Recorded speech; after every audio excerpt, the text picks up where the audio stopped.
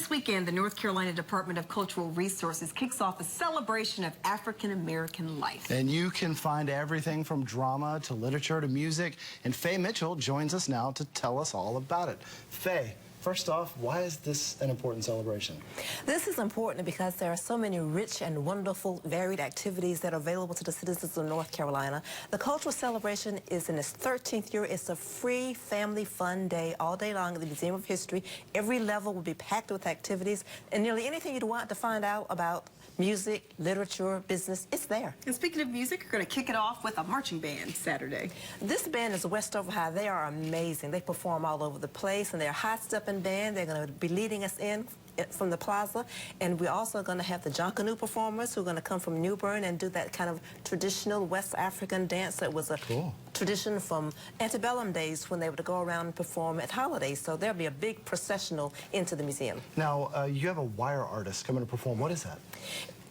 This artist is from West Africa, and there's a lot of activity with found materials because they just can't go out to the craft store and buy something. And so they would gather art and make things out of wire, whatever they found. Well, he does that particularly with school children, showing them how to make helicopters, cars, crafts, nearly anything you can imagine. Just walk around, pick up what's laying around on the ground. That's cool. Very nice. And we can also learn about the slavery period with a presentation from Historic Stagville.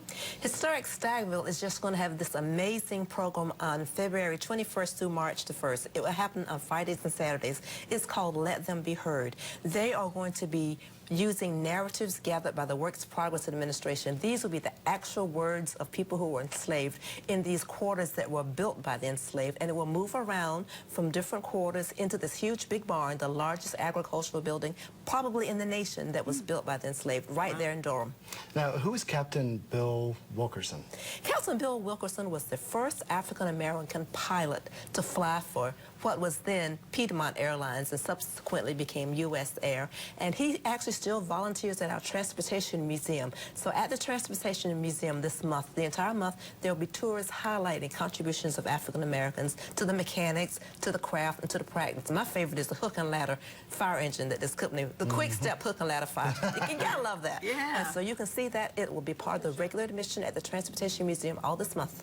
And so this celebration on Saturday is just the beginning. Throughout February, there is so much to see and do across the state. And I love this Dancing Stories program in Fayetteville. They are going to celebrate community building activities, which is again based on some West African traditions, and they will talk about perseverance, they'll talk about cooperation, and then they're going to get the audience involved to help sing and dance and that whole community building effort. So that's going to be happening down there on February 1st. So head on over there to February to the Museum of the Cape Fear in Fayetteville. And the African American Music Trails book, what is that? Oh, this is astounding. The North Carolina Arts Council has been celebrating the cultural traditions of North Carolina for years, and they've had a Western Trail book. Now this one looks at about 7 counties in eastern North Carolina with blues, with jazz, with hip-hop, with funk, all the genres of music that Rich Down. You can visit venues and see what happens. The book has just been published, but you can get it online or at your local bookstore, and it's amazing. You can go to these places too. I think it's so important for people to know about Harriet Jacobs, this woman who was able to escape slavery. We can learn about her with the walking tour. This is happening in Edenton. Harriet Jacobs was a woman who was trapped in a garret up in her grandmother's house to escape being captured. And she was able to watch her children through the windows, but she eventually got free. She became an amazing abolitionist as well as a woman's liberal. So we celebrate her in February and March. And you can do the walking tours there for a small fee. She wrote her own story, which people tended to doubt that a woman who was enslaved could write a book. Published it herself. It's called Incidents in the Life of a Slave Girl. You can pick it up now. You can go to Edenton and request a tour, and it's just great. Thank you so much, Thank Faye. you. We appreciate it. We love it. The African American Cultural Celebration is this Saturday at the North Carolina Museum of History.